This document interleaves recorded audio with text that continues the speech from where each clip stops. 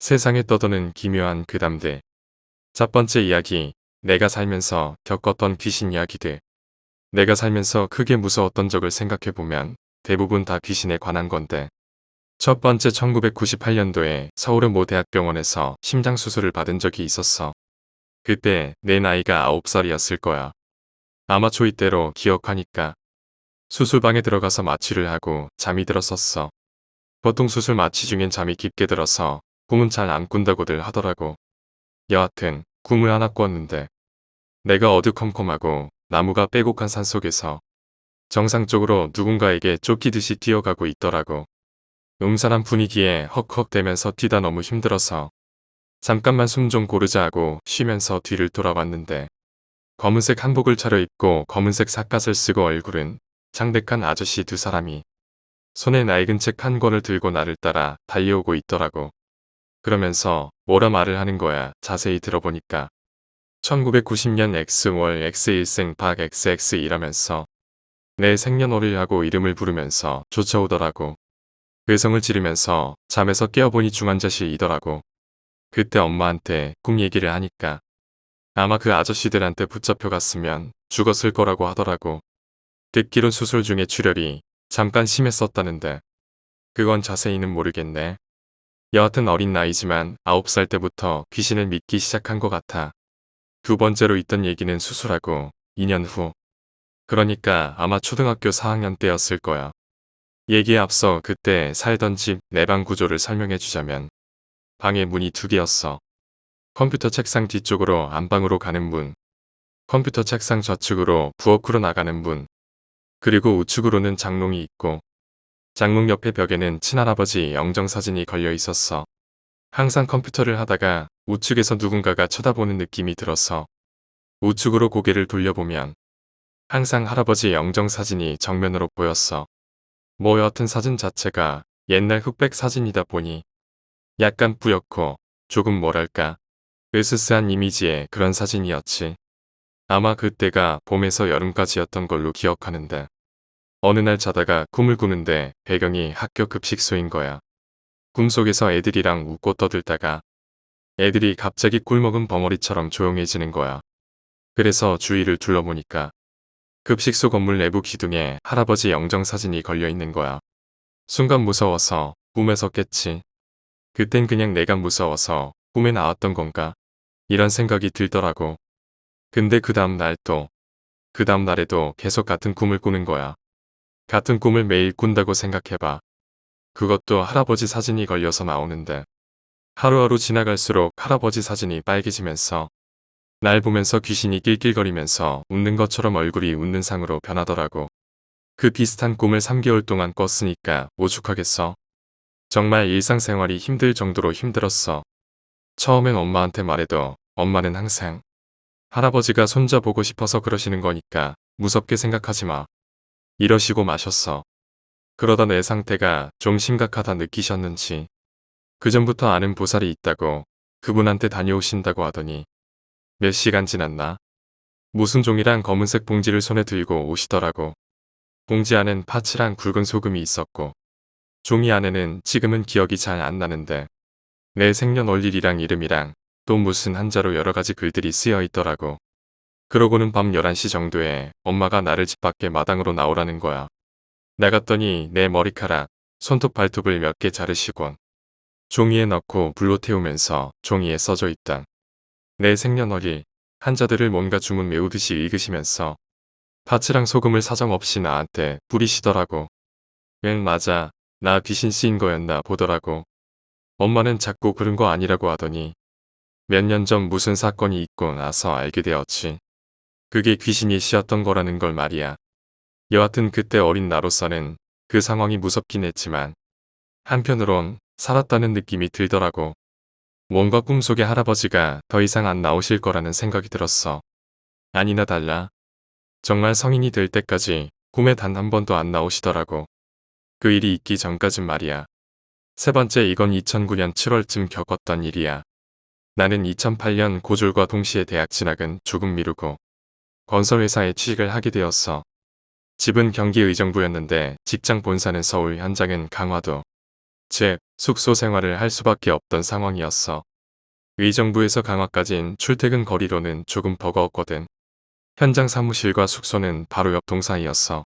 샌드위치 패널로 만든 조립식 사무실, 조립식 숙소였거든.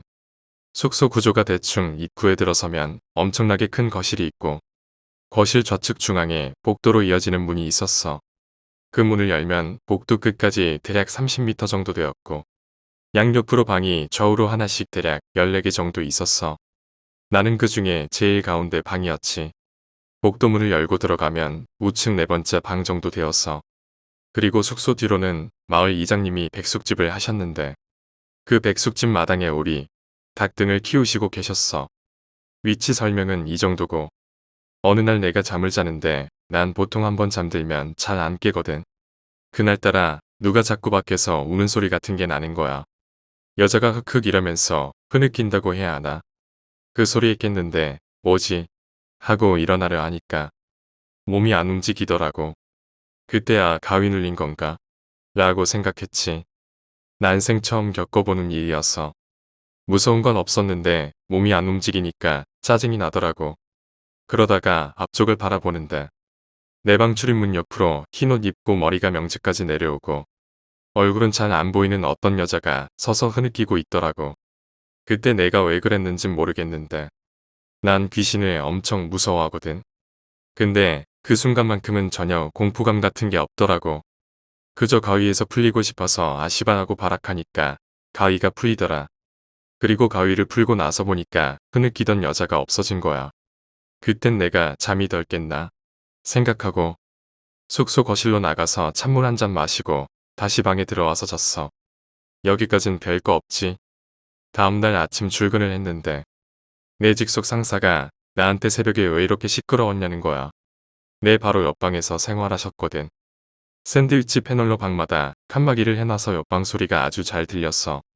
나는 대충 새벽에 이러이러해서 물 한 잔 마시고 다시 잤다 설명을 해줬어. 근데 그때 직속 상사님 얼굴을 잊을 수가 없더라고. 사람이 눈이 동그래지면서 나한테 이러시는 거야. 야, 나도 너 깨기 오픈 전쯤에 그 여자가 내 앞에서 흐느끼길래 깼거든. 너도 그랬다고? 이러는 거야. 순간 벙찌더라고. 계속 이런저런 얘기를 이어가는데 현장 사무실 옆 동네 주민분이 시루떡을 면접시 챙겨서 가지고 오시더라고. 그래서 이게 무슨 떡이냐고 여쭤보니 동네 주민분이 어제 동네에서 자꾸 처녀 귀신이 울었어서 고사 좀 지냈어요. 다들 고생이 많으시죠? 떡 좀 드시고 하세요. 라고 말했어. 이게 겪어보지 못한 사람들은 모를 거야. 그 소리를 듣는 순간 온몸에 소름이 쫙 돋고 그 손발이 저린 느낌 알지? 온몸에 그렇게 저린 느낌이 확 들더라고. 그때 또 한 번 느꼈었지. 귀신은 정말 존재하는구나라고. 두 번째 이야기. 자네는 운명을 믿는가? 김할아버지는 참 특이한 사람이다. 특이함이란 기준은 사람마다 다르다. 보통은 외형적이나 성격적으로 특이하다고 정의를 내리지만 김할아버지가 갖고 있는 특이함은 조금 달랐다. 김할아버지는 폐지를 줍고 다닌다. 일반적으로 우리가 알고 있는 폐지 줍는 사람들이라면 남김없이 모조리 주워가는 것이 일반적인데 김할아버지는 소량의 폐지, 그러니까 아무렇게나 버려지고 쌓인 폐지들 중에서도 몇 개만 골라내 가져가곤 했다. 이걸 알아낸 것도 참 우연찮은 일이었다. 휴강인 날 집에 일찍 들어가기도 뭐해서 편의점에 김밥을 먹고 있는 와중에 김할아버지를 본 날이 있었다. 언제인지는 잘 기억나진 않지만 어쨌든 그날 본 김할아버지는 폐지를 이리저리 훑어보며 마치 물건을 고르는 듯이 이것저것 고르고 있었다. 이상했다. 한편으론 신기했다. 왜 저러는 걸까? 왜 모두 가져가지 않는 걸까? 수많은 의구심 속에서 김할아버지의 행동을 가만히 볼 때 저 할아버지 특이하죠? 자주 가는 편의점의 아르바이트생이 그렇게 말했다. 단골이기도 하고 어느 정도 안면이 있는 상태인지라 내게 말을 건넨 것 같았다. 네. 그러네요. 저 할아버지요. 항상 저렇게 폐지를 골라 가져가세요. 다른 곳에서도 그러실 거려. 꽤 오래 보셨나 봐요. 내 말에 아르바이트생은 고개를 살짝 흔들거리고는 말했다. 아니요. 그리 오래되진 않았어요. 한 4개월. 정 궁금하시면 가서 물어보세요. 혹시 알아요. 답해줄지? 그렇게 말하며 카운터로 돌아가는 아르바이트생의 뒷모습을 가만히 보고 있자니 정말 그래 버릴까? 라는 생각도 들었다. 하지만 이건 내 단순한 호기심이고 김 할아버지도 그냥 별다른 이유 없이 그랬을 수도 있기 때문에 난 그러지 않기로 했다. 아, 사실 난 김 할아버지의 이름을 모른다. 그냥 김씨가 흔하고 많으니까 김 할아버지라고 부른 것뿐이다. 다른 사람들은 아마 이 할아버지, 박 할아버지, 아니면 그냥 할아버지라고 부를 수도 있겠다. 이른 아침 수업을 듣기 위해 버스 정류장으로 가는 길이었다. 그날은 생각 외로 일찍 일하시는 김 할아버지를 볼 수 있었다. 여느 때와 다름없이 폐지를 고르시는 김 할아버지의 모습. 오늘은 생각보다 그 거리가 가까웠기에 김 할아버지의 행동과 표정을 볼 수 있었다. 무언가 몰두한 듯 심각한 얼굴로 폐지를 들춰내는 김 할아버지. 뭐길래 저렇게까지 하는 걸까? 가만히 김 할아버지의 생김새를 살펴보다 문득 머리를 덮고 있는 모자를 볼 수 있었다. 참전 유공자신가 모자 가운데에 그려진 무궁화가 먼지로 더럽혀져 있었지만 그 아래에 박힌 문구는 김 할아버지가 나처럼 평범한 젊은 시절을 보내지 않았음을 간접적으로 보여주고 있었다. 한편으론 씁쓸했다. 나라를 위해 몸 하나를 바쳤는데 폐지를 주어야 하는 현실이라니. 그 이상 보는 게 마음이 무거워질 것 같아 시선을 돌릴 때 자네. 약간 나이 들어 보이는 목소리가 바로 지척에서 들렸다. 그 소리에 고개를 돌려보니 손수레를 이끌고 있는 김 할아버지가 눈앞에 서 있는 게 보였다. 안녕하세요. 왜 그렇게 인사했는지 모르겠다. 할 말이 없었기 때문인 걸까? 궁금한가? 눈을 껌뻑이며 내게 묻는 김 할아버지. 이제 보니 김 할아버지는 눈이 조금 불편한 상태였다. 백내장이 왔는지 한쪽의 안구가 하얗게 물들어가고 있는 상태였다. 수술을 받을 돈이 없는 건가? 자식들은 있는 건가?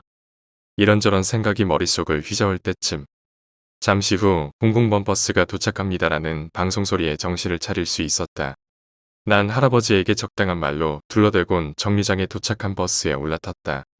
김 할아버지는 그런 나를 말없이 바라볼 뿐 별다른 행동을 취하진 않았다. 다음 날 학교를 일찍 마치고서 매번 그렇듯 들리는 편의점으로 걸음을 옮기니 웬일인지 편의점 사장이 직접 가게를 보고 있었다. 사장님이 여긴 왜 계세요? 편의점엔 단골 손님인지라 사장님과는 조금 안면이 있는 상태다. 가끔 가게에서 마주치면 커피를 마시며 이런저런 수다를 떨곤 했었는데 요즘은 서로의 시간이 달라 그게 어려웠었다. 오랜만이네. 반가운 마음에 사장님에게 다가가 커피를 사달라고 하니 무거운 얼굴로 한숨을 쉰 사장님은 말없이 커피를 2개 들고서는 내게 말했다. 얘기 좀 하자. 예. 분위기가 좋지 않다. 한 번도 이런 적이 없었는데 혹시 내가 뭐라도 잘못한 걸까? 걸음을 옮기는 순간에 잠시나마 기억을 되새겨봤지만 딱히 떠오르는 것은 없었다. 무슨 일이세요? 조심스레 오늘 떼자 말없이 커피를 한 모금 들이켠 사장님이 세상이 꺼질 듯한 무거운 숨을 내쉬며 입을 열었다. 그 아르바이트생 있잖아. 상훈이. 아르바이트생 이름이 상훈이었구나. 걔. 그 친구 자살했단다. 예. 그건 꽤나 큰 충격이었다. 본 시간은 길지 않지만 상훈이라는 아르바이트생은 자살을 쉽게 할 정도로 우울하고 어두운 성격이 아니었다. 혹시 난 모를 병을 앓고 있었던 건가?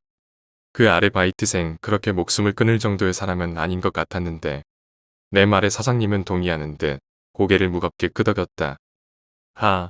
갑갑하다.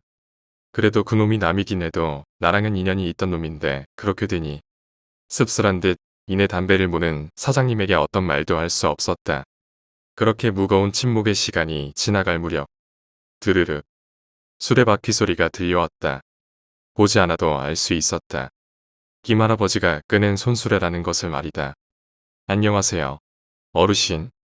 사장님은 김 할아버지와 안면이 있는지 먼저 인사를 건넸다. 무표정하게 인사를 받은 김 할아버지는 나와 사장님 너머로 편의점을 가만히 보더니 말했다. 그 친구. 그 말에 사장님은 난처하다는 듯 머리를 긁적였다. 갓구멍. 그 말에 우린 어떤 답도 할 수 없었다. 말 그대로 아르바이트생이 다른 곳으로 갔다는 것인지 아니면 이 세상에서 하직했다는 것인지 분명히 말하진 않았지만 난 어렴풋이 후자라는 것을 알 수 있었다. 어르신 이제 눈 좀 고치셔야죠. 무거운 분위기를 환기시키려는 듯 사장님이 그리 말하자 김할아버지는 말없이 소래를 끌기 시작했다. 그놈 내 말을 그렇게 안 듣더니만 찌쨉. 그 말에 나와 사장님은 말없이 김할아버지의 뒷모습을 바라볼 뿐이었다. 그게 무슨 말이냐고 묻고 싶었지만 발이 떨어지지 않았다.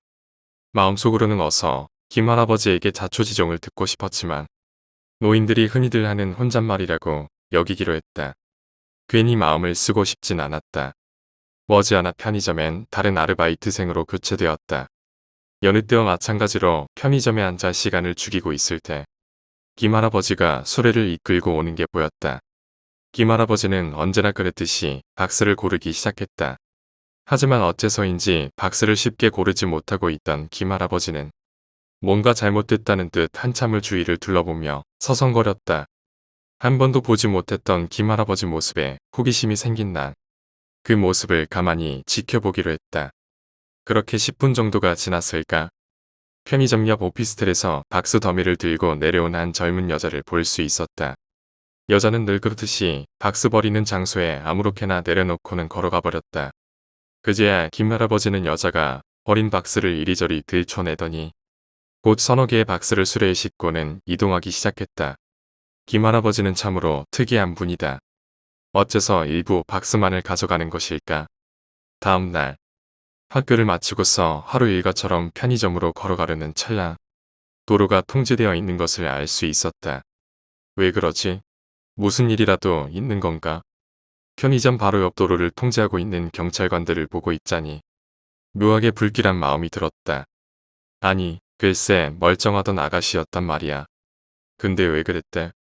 나야 모르지. 죽은 사람의 심정을 내가 알 수 있나. 아가씨와 죽은 사람이라는 단어는 내 신경을 거스르게 하는데 충분했다.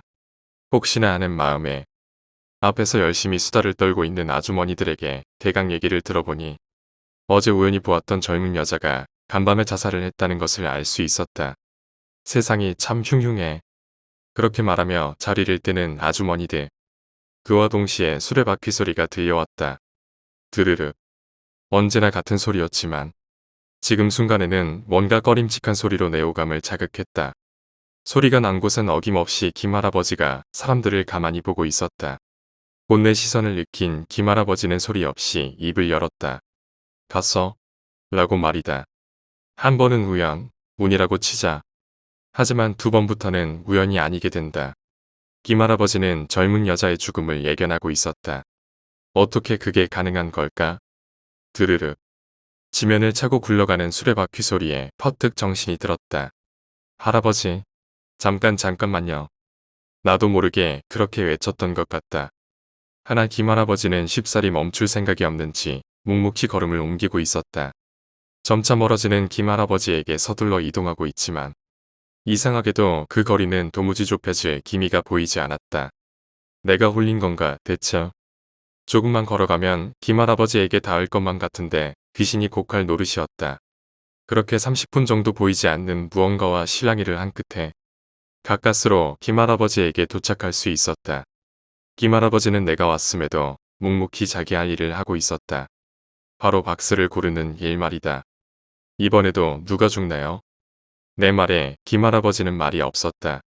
세상 누구보다 진지한 얼굴로 박스 이곳저곳을 면밀히 살피던 김할아버지는 마침내 어느 하나를 발견한 듯 수레에 조심스럽게 실고서는 내게 고개를 돌렸다. 자네, 운명을 믿는가? 운명? 나는 태어나 그런 단어를 많이 들어보지 못했을 뿐더러 믿지 않는 주의다. 누구나가 정해진 운명에 살아간다면 아무리 노력하고 별짓을 다해도 정해진 운명이 있다면 그야말로 허망한 삶이 아닐까? 아니요. 안 믿어요. 내가 믿는 소신대로 답하자 김할아버지는 그렇구먼이라고 중얼거리고는 다시 걸음을 옮기기 시작했다. 그렇게 되니 되려 답답해진 것은 나였다. 분명 김할아버지는 뭔가를 알고 있는 게 분명하다.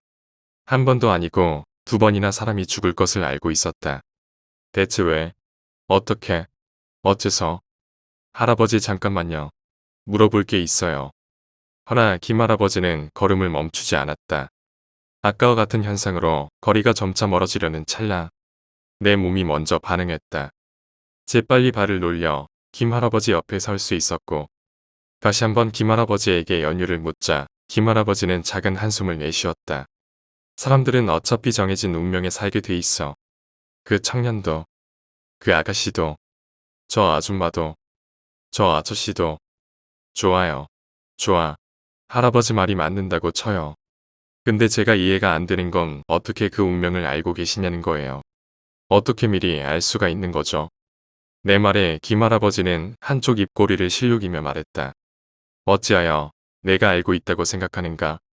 그야 그렇잖아요. 사람들이 죽기 전 할아버지가 그들과 연관이 있던 물품 박스들을 가져가셨잖아요.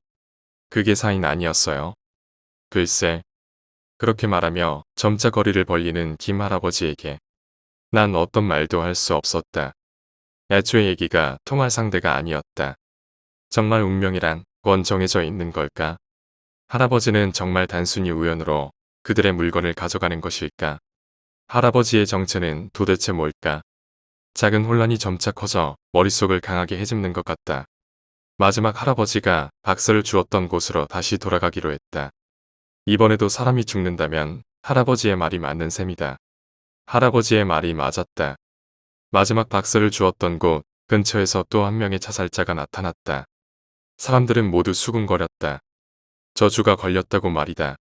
마을 내에 좋지 않은 일들이 연달아 일어나게 되니 다들 그렇게 믿는 눈치였다. 현장을 통제하고 정리를 하는 경찰들을 보며 내 머리와 마음은 더욱 복잡해져 갔다. 어떻게 이럴 수 있을까? 그럼 혹시 김할아버지는 내 운명도 알고 있지 않을까? 적어도 언제 죽는지 알게 된다면 당장 해도 돼 허튼 짓을 그만둘 수 있을 것이다. 사실 인생이란 참 고달프고 힘들다. 그런 고통의 시간을 이겨내며 얻어내는 것이 죽음이라면 그야말로 허무한 일이 없을 거다. 김할아버지를 찾아야겠다. 찾아내서 내 운명의 끝을 들어봐야겠다. 가꾸먼 이런 내 절실한 마음이 닿았는지 어느새 다가온 김할아버지가 내 옆에 서 있었다. 할아버지? 허나 오늘은 그 행세가 이상했다. 늘 끌고 다니던 수레도 보이지 않았고 항상 굽어져 있던 허리가 곧게 펴져 있는 상태였다. 자세히 보지 않으면 모를 정도로 할아버지의 모습은 완전히 바뀌어 있었다. 이제 운명을 믿는가? 나를 보며 조용히 묻는 할아버지에게 난 부정할 수 없었다. 무덤에서 일어난 일들. 죽어나간 사람들이 벌써 셋이다. 이렇게 뚜렷이 증거가 있는데 어찌 믿지 않을 수 있을까? 예, 믿어요. 그럼 자네의 운명도 궁금하겠구먼. 벗어날 수 있는 방법이 있다면. 그 말에 오감이 깨어나는 듯 했다. 정말 그런 방법이 있습니까? 하고 되묻는 순간 내 눈을 의심해야만 했다. 다시 평소 모습으로 돌아온 김할아버지가 나를 올려다보고 있었으니까. 어떻게? 할아버지는 분명히. 그 말에 김할아버지는 나직이 속삭였다. 사람들은 보고 싶은 것만 보게 된다네. 다시 한번 묻지. 정말 자네 눈엔 내가 할아버지로 보이는가? 할아버지는 분명히 수레를 끌고 다니시던 분인데. 하지만 아까의 멀쩡했던 그 모습은 뭐지? 만약 할아버지가 젊은 상태였다면 꽤나 어떤가? 활력이 있는 목소리. 그리고 나와 비슷한 체격을 가진 젊은 사람이 나를 보며 서 있었다. 정말 이게 가능한 일인가? 지금 내가 꿈을 꾸고 있는 건 아닐까? 분명히 할아버지는 수레를 끌고 있는데. 알겠나? 사람들은 자신이 보고 싶은 것만 보며 산다네. 정말 중요한 것은 보지 못하고 말이야. 다시 원래의 모습. 아니, 노인의 모습을 한 무언가는 그렇게 말하며 내 곁으로 다가왔다. 어떻게 이게 가능합니까? 자네가 사는 곳. 지금 보고 있는 이곳이 정말 현실일까? 지구일까? 엑소일까? 어떤가? 머리가 아프다. 지독한 두통이 온몸을 지배하는 것 같다. 눈알이 빠질 듯이 괴로웠다. 현실은 언제나 잔혹한 법이지. 모든 인간들은 그것을 외면하고 산다네. 운명은 정해져 있는 거야. 자네에게는 내가 기회를 주겠네. 어쩌겠는가? 온몸을 부수는 듯한 격통에 제대로 입을 열지 못하겠다. 하지만 나를 향해 내미는 할아버지의 손을 반드시 잡아야 할 것 같은 예감이 든다. 저 손을 잡아야만 내가 처한 운명에서 벗어날 수 있을 것이다. 이를 악물고서 간신히 손을 뻗는데 성공했다.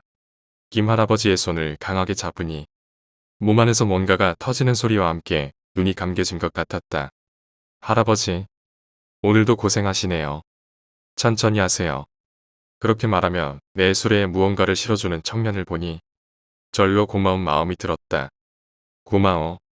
감사 인사를 표하기 위해 입을 열자 목을 타고 나오는 것은 익숙한 목소리가 아니었다. 너무 놀란 발자국 내디디려는 순간 묵과 하체에 전해지는 낯선 감각에 또 한 번 놀랐다. 고개를 숙여 내 몸을 지탱하고 있는 몸과 다리 그리고 손을 바라보니 잔주름으로 자글자글한 생기를 잃은 사지가 눈에 들어왔다. 마지막 할아버지의 말이 생각났다. 운명을 피하는 방법이 있다고 말이다. 그게 이거였나? 이런 식으로 살아가야만 내게 처한 운명을 피할 수 있는 걸까? 다시 돌아갈 수는 없는 걸까? 순간 후회가 몰려왔지만 수레가 멋대로 움직이기 시작했다. 거기에 맞춰 단 반강제적으로 다리를 움직일 수밖에 없었다. 그렇게 얼마나 갔을까? 머지않아 전봇대 근처에 아무렇게나 버려진 박스 더미가 보였다. 한데 이상하게도 그 더미 속에서 백색빛을 뿜어내는 박스가 눈에 보였다. 난 알 수 있었다. 저 박스의 주인이 곧 죽을 운명이라는 것을 말이다. 드르륵. 처음부터 알고 있다는 듯 수레의 방향이 거기로 정해졌다. 박스를 향해 움직이는 두 다리가 무겁다. 온몸에 힘이 이렇게도 없었나. 약해질 대로 약해진 숨을 몰아쉬며 천천히 걸음을 옮길 때 수레의 무게가 현저히 줄어드는 게 느껴졌다. 느릿하게 고개를 돌려보니 젊은 청년 하나가 나를 보며 웃고 있었다. 하지만 그 청년의 몸은 온통 연한 빛으로 덮여 있었다. 그 빛은 청년에게 곧 어떤 일이 일어날 거라는 것을 간접적으로 보여주고 있었다. 할아버지 괜찮으세요? 나를 보며 환하게 웃는 청년을 보니 절로 입이 열렸다. 자네 운명을 믿는가? 세 번째 이야기. 냉장고 위의 아가씨. 무당들이 체질이 허약하거나 그러면 장롱 위에나 냉장고 위에다가 짐 채워 놓으라고 한다고 해.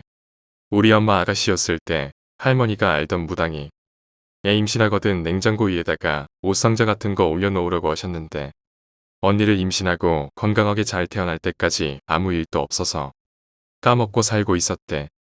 그러다가 엄마가 날 임신했는데 소파에서 아빠 기다리다가 잠이 든 거야. 소파에서 엎드린 상태로 앞에 보면 바로 부엌이 보이는 형태였는데 엄마는 옆으로 자다가 고개만 움직일 수 있는 상태에서 깼대. 근데 냉장고 위에 웬 퍼런 게 움찔움찔 거리길래 엄마가 보자기를 왜 저기다가 뒀지?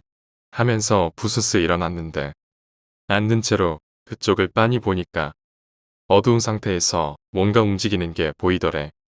눈 약간 찌푸리면서 보니까 웬 여자가 고개를 좌우로 흔들면서 입을 오물오물거리고 있는 거야. 눈은 엄마를 빤히 보면서 말이야. 엄마는 뭘 어떻게 할 수가 없는 상황이니까 일어나지도 못하고 어두컴컴한 집안에서 불도 못 켜고 엉거주춤 앉아서 쳐다보고 있었대. 목이랑 얼굴이 파란 여자가 쳐다보고 있으니까 무서워서 움직이지도 못하겠고 그렇게 한참을 쳐다보니까 여자가 천천히 냉장고 옆면을 타고 내려오려고 하는데 두어렁 누르는 소리가 들리는 거야. 아빠가 집에 들어오면서 불도 안 켜고 뭐 하냐고 물어보는데 너무 안심이 돼서 아빠 껴안고 펑펑 울었대.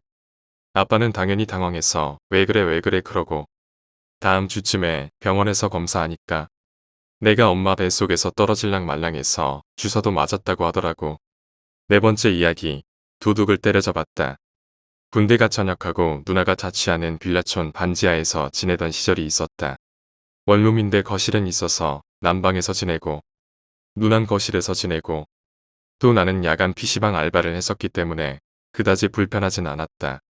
어느 날 새벽 1시경 나는 PC방 야간 아르바이트를 쉬는 날이라 방에서 컴퓨터를 하고 있었고 누나는 그날 남자친구 집에서 외박을 한다고 했다. 컴퓨터로 음악을 듣고 있었는데 거실 쪽에서 소리가 들렸다. 달그락달그락. 나는 그저 누나가 열쇠로 현관문을 열고 있다고 생각했다. 누나 오늘 외박한다고 했는데 들어오나 보다 그러려니 하고 컴퓨터로 다시 신경을 돌렸다. 그러나 현관문이 열리는 소리는 나지 않고 계속 아까 그 소리만 들린다. 달그락달그락. 누나가 술 취했나? 왜 문을 못 열어? 내가 열어줘야지 하고 방에서 나와 현관문으로 향했는데 현관문에서는 아무 소리도 안 난다. 그때 등 뒤에서 계속 들려오는 소리. 달그락달그락. 순간 소름이 쫙 끼치며 뒤를 돌아봤다. 내 눈에 들어온 건 창문 밖에서 들어온 하얀 손. 그 손은 방충망을 뜯고 있었다. 시발. 나는 너무 놀라 소리를 질렀고 그 손은 순간 없어지며 밖에서 사람이 도망가는 소리가 들렸다. 그 순간 나는 순간적으로 그 사람을 잡아야겠다는 생각이 들었다. 아주 짧은 순간이라 이성적으로 판단하긴 힘들었지만 무언가 그놈은 단순한 도둑이 아닐 것 같다는 생각이 들었다. 당시 나는 팬티 한 장만 걸치고 그때는 아주 추운 겨울이었지만 나는 신발도 신지 못하고 바로 튀어나갔다. 고인다 저 씨발 새끼. 5분간 추격했다. 그놈은 뒤도 돌아보지 않고 달렸다. 다행히 신발을 신지 않은 덕에 그놈은 내 발소리가 들리지 않았나 보다. 놈은 지쳤는지 한 빌라 건물에 들어가 숨을 돌리려 한다. 나는 지쳐서 상반신을 숙이고 쉬는 놈의 얼굴을 발로 차고 주먹으로 얼굴을 몇 대 때렸다. 이 새끼 말끔하게 생기고 키가 훤칠한 한마디로 호감형으로 생겼다. 놈은 얼굴을 맞고 아니에요 저 아니에요 라고 소리를 지르지만 나는 멱살을 잡고 끌고 나와 구경 나온 사람들 사이로 놈을 던져놓고 사람들에게 경찰을 불러달라 부탁했다. 그러나 아무도 도와주지 않는다. 아 맞다. 나 속옷만 입고 있지. 나 방금 전역해서 삭발이구나. 솔직히 내 인상도 좋은 편은 아니다. 아 도둑이라고요. 신고 좀 해주세요. 아무도 대꾸하지 않는다. 놈의 재킷에서 핸드폰을 꺼내서 긴급 전화로 내가 경찰을 불렀다. 약 10분 후 순찰차 한 대가 도착했고 경찰들 역시 누가 범인인지 헷갈려하는 모습. 힘들게 해명을 하고 그놈은 경찰차에 태워져 파출소로. 나는 집 가서 옷을 입고 파출소로 가기로 했다. 5번째 이야기. 귀신. 1. 귀신은 아무런 이유 없이 나타난다. 스토리 있는 귀신썰. 원한 있는 귀신썰. 알고 보니 저 집은 옛날 누가 자살해서 이런 식으로 마무리 지어지는 썰. 등등 다 쿨하다. 귀신은 아무 이유 없이 나타난다. 2. 귀신을 목격하면 안 무섭다. 귀신을 목격하면 저게 뭐지? 하고 쳐다보게 된다. 그것이 사라지고 난 후 그게 귀신임을 깨달았을 때 그때부터 공포가 미친 듯이 몰려오는 것이다. 귀신을 보고 바로 공포에 질려서 미친 듯이 도망갔다는 썰 등은 쿨하다. 3. 귀신은 우리에게 해를 못 끼친다. 감각은 줄 수 있지만 상처 같은 피해는 못 끼친다. 그래서 귀신한테 상처 입었다는 내용이 들어가는 썰은 쿨하다. 4. 귀신은 소리를 낼 순 있지만 사람 말은 못한다. 음이나 어같이 한 글자밖에 안 되는 소리밖에 못 낸다. 귀신이 말을 했던 경우가 있더라도 거의 옹알이 수준이라 무슨 말인지 못 알아들었을 것이다. 그래서 귀신이 말했다는 내용이 들어가 있는 썰은 쿨하다. 5. 귀신은 온전하게 사람일 경우도 있겠지만 어떤 부위가 비정상적이다. 팔이 2m라던가 머리만 떠다닌다던가 팔만 기어다닌다던가 하는 경우가 있기도 하다. 온전한 경우는 못 봤지만 이 경우는 단지 내가 목격을 못해서 그럴 수 있다고 생각하기에 이 부분은 보류하겠다. 6. 귀신은 거의 정적이다. 귀신들은 거의 움직임이 없다. 쓱 움직이긴 하지만 자유자재로 움직이면서 싸돌아다니는 것은 본 적이 없다. 이 방법으로 판단하면 된다. 이러면 실화썰이 80% 이상이 걸러질 것이다. 사실은 딱히 실화인 건 상관없고 그냥 무섭기만 하면 오케이지만 그래도 진짜 실화인지 판단하고 싶으면 이 방법 써라. 이 판별법은 100% 경험에 근거해서 쓴 거니까 믿어도 된다. 6번째 이야기. 아빠의 목소리. 어릴 적엔 아빠가 밤늦게 들어오는 일이 잦았다. 밤 귀가 밝은 나는 아빠가 도어록을 누르는 소리에 일어나서 빨리 열어주거나 자는 척을 했다. 아빠는 왜 안 자냐고 꾸중을 줬지만 기분 좋았었다. 그날은 엄마는 외갓집에 잠깐 볼 일이 있어서 강원도로 갔고 누나는 대학생이라 기숙사에 있었다. 나 혼자 밤을 맞이하면서 TV를 보다가 밑에서 계단 오르는 소리가 들려서 현관문 앞으로 달려갔다. 아빠가 올 타이밍이라 예상하고 웃음을 참으면서 문 열어줄 준비를 하고 있었는데 뭔가 분위기가 이상했다. 계단 오르는 소리는 멈췄는데 아빠가 도어록을 안 누르고 있었다. 그때 갑자기 머리랑 가슴이 이상한 느낌을 받았었다. 어릴 적에 느낀 그 감정을 지금도 설명 못하겠다. 막 울렁거리고 귀에선 내 심장 소리만 들리며 현관문의 손잡이가 크게 보였는데 혹시나 아빠가 술 취했나 싶어서 아빠 라고 말했는데 정적이 흐르고 3초 후 문 열어. 아빠 목소리였다. 근데 이상했다. 그냥 도어록을 누르면 되는데 왜 안 누르지? 80%는 아빠라고 믿고 있던 찰나에 뭔가 이건 장난이라 해도 테스트를 해봐야겠다 싶었다. 아빠 내 이름 뭐게? 순간 엄청 조용해지고 4초간 정적이 흘렀는데 그 4초가 10분처럼 길게 느껴졌다. 시발. 정적을 깬 그 한마디는 아직도 내 트라우마로 남았다. 깜짝 놀란 나는 그 자리에서 굳었고 그 사람은 다시 내려갔다. 난 벌벌 떨면서 아빠를 기다렸고 1시간 후에야 아빠가 도어록을 열며 집에 왔다. 아빠한테 안겨서 울면서 잠들었던 기억이 난다. 그 사람의 목소리를 아빠 목소리로 들었던 건 지금 생각해보면 아빠 목소리를 그 순간에 듣고 싶어서였던 건지 모르겠다. 그래도 확실한 건 그때 문을 열었으면 난 지금 여기 없었을지도.